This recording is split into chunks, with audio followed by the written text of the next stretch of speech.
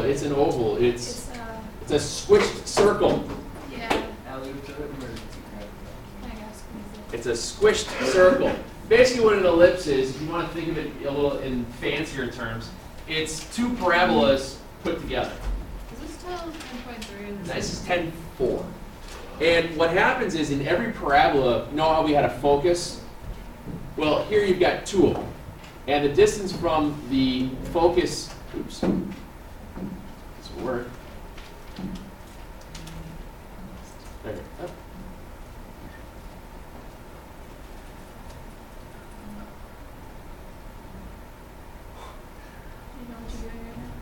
No, I want to throw something at this stuff. Whatever, at this point, these values of A and B, as you go around the outside of the oval, they stay, the sum of them stays constant. It was kind of cool, but it doesn't want to work because computer, why would anything ever want to work on a computer when that's its only job? Orientation using computer. There it goes. So that A plus B stays constant as you go all the way around the ellipse, or the oval. Now, an ellipse can be squished left and right, or it can be squished where it goes up and down. So what we're going to do today is just kind of look at some real basic ideas of what they are, and define what a major and a minor axis is, and go through a very simple formula for them. We'll go back to this here in a second. There are two ways you can squish a circle. You can sit on top of it, or you can push it together. So that means what happens is that your ellipse can be stretched left and right, stretched horizontally, or it can be stretched up and down. It can be stretched vertically. When you have the generic form of the equation for an ellipse, it's always going to look like the following. X squared plus y, x squared over a squared plus y squared over b squared equals 1. Or x squared over b squared plus y squared over a squared equals 1. An ellipse is always going to be a plus in the middle and equals 1 on the end. The a squared and the b squareds interchange with each other. And there's a reason for that. When we're looking at an ellipse, the a squared and b squared, notice how it switches between the two different types, if it's stretched left and right or it's stretched up and down.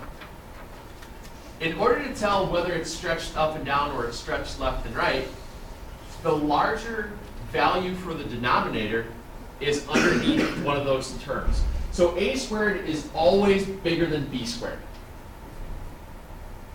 What happens here is we're going to assume that a squared is always bigger than b squared. So that means that if it's underneath the x, it's stretched left and right. If it's underneath the y, it's stretched up and down. Basically, it's going to look like this.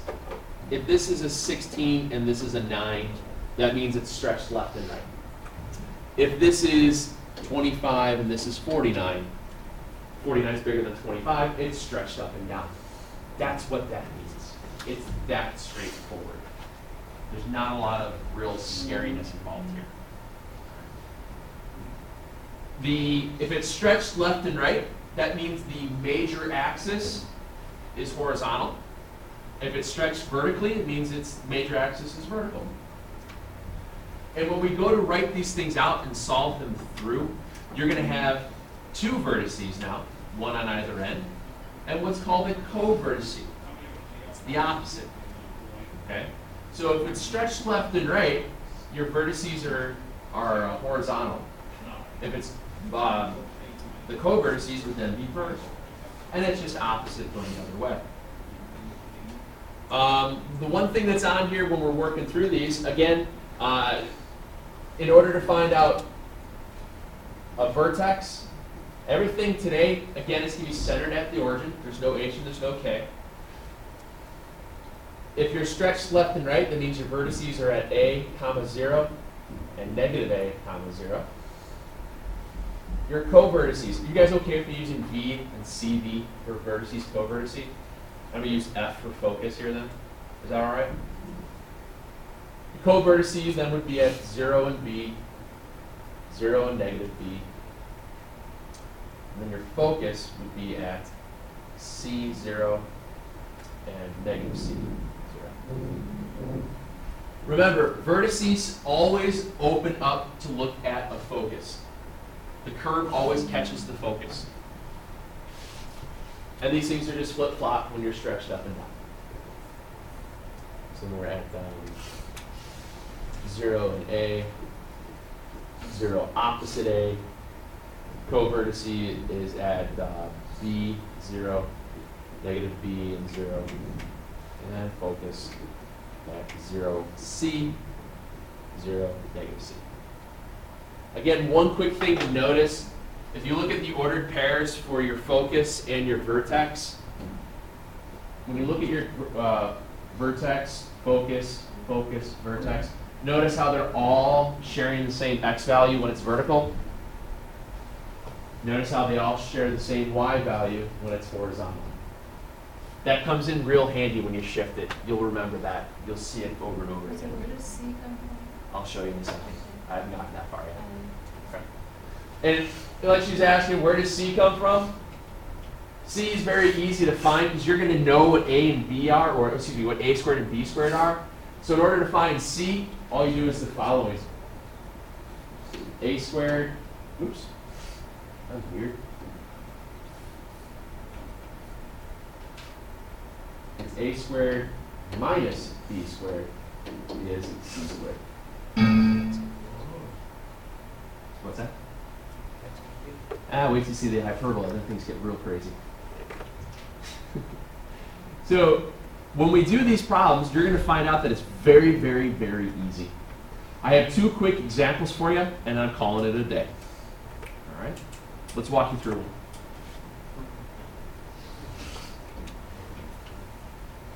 In this example, I'm going to graph it, and I'm going to label everything. Vertex, covertex, and focus.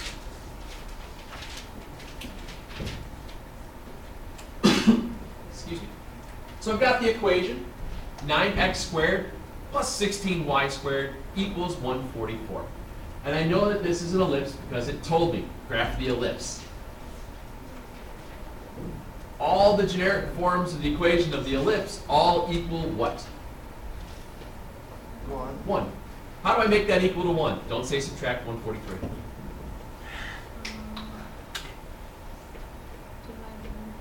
That's it. Divide everything by 144. That's an interesting concept.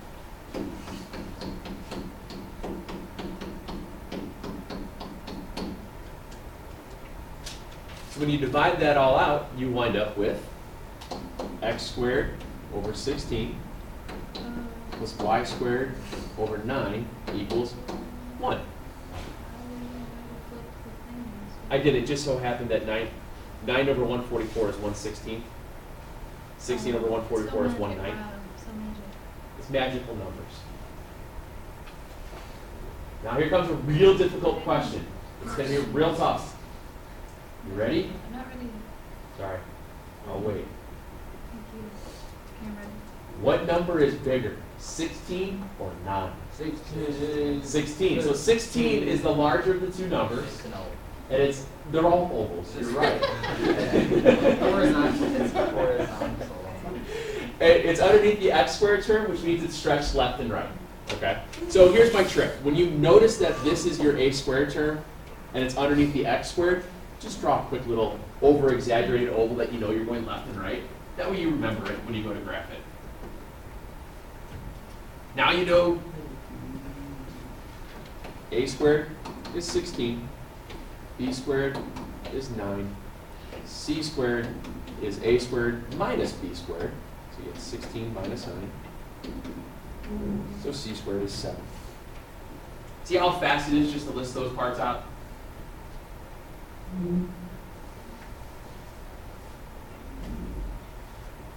If a squared is 16, what's a?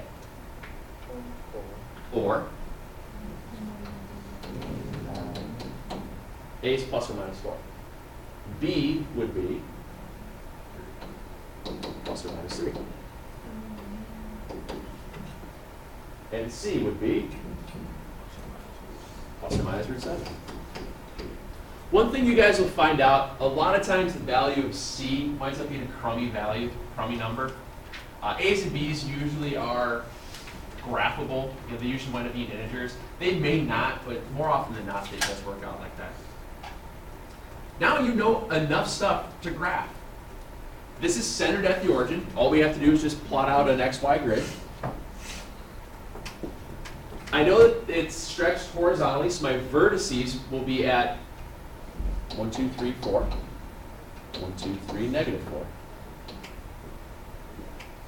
My co-vertices are at 3 and negative 3.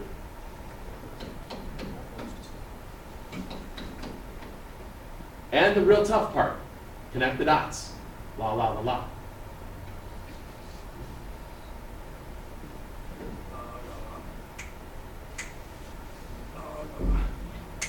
What is the only thing I haven't plotted yet? C. Hey, bueno. So the square root of 7. I need to figure out what the decimal of that is. Well, square root of 7 is smaller than the square root of 9, but bigger than the square root of 4. I agree. Close enough. It's about here and about here. I have now plotted everything that I need to plot. The last thing I have to do now is just label it. Yeah, the focus. We always plot the focus as well, because it's always, the vertice is always looking at the focus. So all I have left to do is just label. Vertice, 4, 0, negative 4, 0. Co-vertice, 0, 3, 0, negative 3. And focus, root 7, 0, negative root 7, 0. Please do me a favor. Do not write these as vertex at plus or minus 4, comma 0, 0 plus or minus 3, and so on like that. Because when we go to shift them, it's not going to be that clean.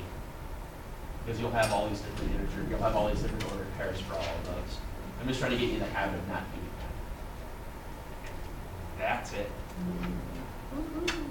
Not very scary math, is it? Let me give you one to try.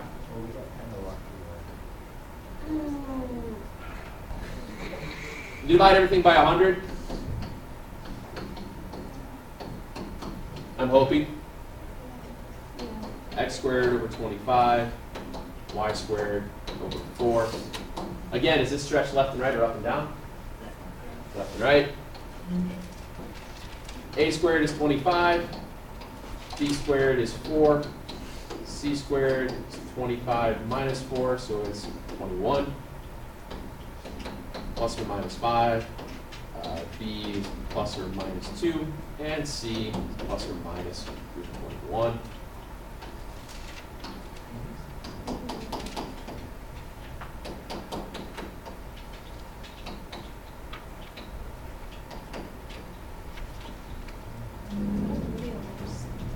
It's horrible. Kind of looks like my circle. And then the focus, obviously it's a little bit more than 4, but not quite 5.